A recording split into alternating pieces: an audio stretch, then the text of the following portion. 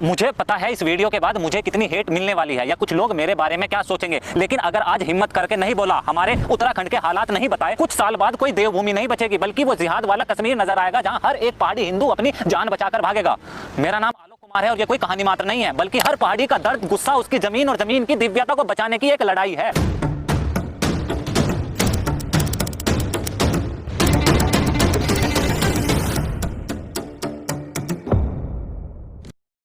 देखो, आज उत्तराखंड की सारी समस्याओं की जड़ है असामान्य वृद्धि से मुसलमानों की आबादी का बढ़ना। वैसे कहने मात्र को तो पूरे उत्तराखंड में कुछ 13-14% ही मुसलमान है, लेकिन तराई एरिया जैसे हरिद्वार, उधम सिंह नगर, नैनीताल, देहरादून जहाँ की डेमो है, और इतना ही नहीं, यहाँ के कस्बे शहर जैसे मंगलोर, लंदौरा, परन कल्याण, शाहपुर, जसपुर, केलाखेरा, मेहुवाला, जीवनगढ़, हल्द्वानी, काठगोदाम, रामनगर, जहाँ मुसलमान केवल मेजोरिटी में नहीं है बल्कि इन जगहों का पूर्णतः इस्लामीकरण हो चुका है या बहुत जल्द होने वाला। इतिहास तो बहुत दूर है, अभी 30 साल पहले कश्मीर से हिंदुओं को भागना पड़ा। कश्मीर के हिंदू खुद को हिंदू से ज्यादा कम्युनिस्ट बताते थे। ऐसा नहीं है कि उन्हें धर्म में विश्वास नहीं था या भगवान में आस्था नहीं रखते थे, बल्कि बढ़ती मुस्लिम आबादी, उसका दबाव और कट्टरता को देख वो साहस नहीं था और फिर भी अंततः वो जमीन, अपना घर छोड़ना पड़ा। यह नियम है कि पहले आपका गांव, फिर तहसील, जिला, कमिश्नरी, प्रांत और कब अपना राज्य छोड़ना पड़े पता नहीं चलेगा। ऐसा कराची में हुआ, लाहौर में हुआ, ढाका, बंगाल, कश्मीर में हुआ, और यही हालात रहे तो कल संभवतः उत्तराखंड में भी होगा। ये सारी व्यवस्था जो आज है वो तब भी मौजूद थी। सेना, पुलिस प्रशासन, बीएसएफ, आईटीबीपी, सीआरपीएफ, इन सबके होते हुए हिंदू कश्मीर से भागा और आपको लगता है उत्तराखंड को बचा लेंगे। अब यह सवाल होगा और कुछ हिंदू खुद ही बोलेंगे कि अगर जनसंख्या बढ़ भी रही है तो क्या दिक्कत है। तो दिक्कत सुनो, 2001 से 2011 तक हिंदू मात्र 16% से बढ़े और वहीं मुस्लिम आबादी 40% से। और ये मुस्लिम आबादी कोई पैदा नहीं हुई है बल्कि घुसी है,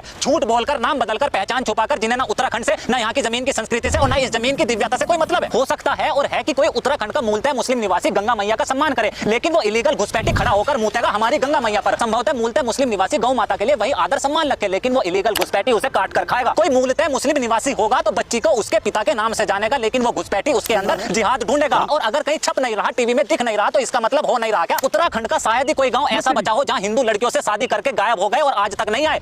हम साधारण है, गरीब है, बस अच्छा इंसान और दहेज न मांगे और हमें बदले में क्या मिला? लड़कियां जिहाद का शिकार हो गई, दुकानें वो कब्जा ली, घर वो कब्जा लिए, जमीनें वो खरीद ली, अपराध वो बढ़ गया और यहाँ तक कि हम अपना गांव छोड़ने पर ही मजबूर हो गए। सवाल होगा और होना चाहिए कि ये घुसपैठी हमारे बाजार, हमारी दुकान, हमारे घर, जमीन और गांव में कैसे घुसे? ये झूठ होगा अगर मैंने नहीं बोला कि खुद हिंदुओं ने 2 पैसों के लालच में अपनी जमीनें इन्हें किराए पर दी। ये राजनीतिक पार्टियों ने वोट बैंक के लालच में पहले इन घुसपैठियों को बसाया, फिर उनके आधार और वोट बनवाई, भू कानूनों को अपनी सुविधा अनुसार बदला, जमीनें खरीदी और जिसे चाहा उसे बेच दी। ये देवभूमि उत्तराखंड हमें किसी ने खैरात में नहीं दी है, हमारे इष्ट देवी देवताओं ने बचा कर रखी है, हमारे लोगों ने अपनी जाने दी है। सरकारों ने खुली गोलियां चलवाई, लाशों के हाथ तक नहीं लगाने दिए, महिलाओं के साथ रेप हुए और हम फिर भी लड़ते रहे, तब जाकर हम हिंदुओं को उनकी देवभूमि, उनका उत्तराखंड मिला है। ये इतना संघर्ष, ये खून इसलिए नहीं बहाया कि मात्र 20 साल बाद हमें चारों तरफ ये अवैध मजारे और मस्जिदें दिखाई दे, पहाड़ी अपने घर छोड़कर भागने लगे और घुसपैठी गांव में बसाए जिहाद शुरू कर दे। सवाल है और इस बार आपसे कि हम पहाड़ी हिंदू क्या करें? अपनी ये देवभूमि को घुसपैठी जिहाद की भेंट चढ़ने दे? अवैध मजारों पर, ये जंगलों में, ये गंगा मैया पर, ये मंदिरों के बाहर, ये दान पात्र पर, ये प्रसाद पर, ये होने दे। चुपचाप अपनी बेटियों को जिहाद का शिकार होने दे। वैसे तो बहुत कम बचे हैं, जो थोड़े बहुत बचे हैं उन गांव को भी मरने दे। इस भूभाग के कण कण में समाहित देवी देवताओं की दिव्यता को खत्म होने दे। हमारे पूर्वजों और इस देवी देवताओं का आशीर्वाद इस देवभूमि को अय्यासी और अश्लीलता का अड्डा बनने दे। गंगा मैया को दरिया या स्विमिंग पूल बनने दे, जंगलों को रेव पार्टी या बार बनने दे। पहाड़ी हिंदू साधारण और शांत जरूर हो सकता है, लेकिन पागल और मूर्ख नहीं है। जिस स्थिति पर आज हम हैं और जिस परिस्थिति से हम गुजर रहे हैं, शौक नहीं है हमारा अपनी इज्जत जमीन बचाने के लिए सड़कों पर उतरे और लड़े। इतिहास गवाह है इस बात का कि हमारी जिस जमीन पर कब्जा हुआ है, जिन घरों पर अपने खंबे गाड़े हैं, सबसे पहले उन्हीं किलों से जिहाद का नारा लगा। वहम बिल्कुल मत पालना कि यह कहानी मात्र उत्तराखंड की है। यह नियम है कि पहले आपका गांव, फिर तहसील, फिर जिला, प्रांत, राज्य और आपको पता नहीं चलेगा। और जिन्हें ये धर्म, जनसंख्या, भगवान की बातें पागलपन लगती हो और विकास, नौकरी और पैसे कमाना ही सब कुछ मानते हो, तो इस देश को कभी सोने की चिड़िया कहते थे। दुनिया की सर्वोच्च शिक्षा व्यवस्था और सर्वोत्तम प्रशासनिक प्रणाली और अद्भुत सभ्यता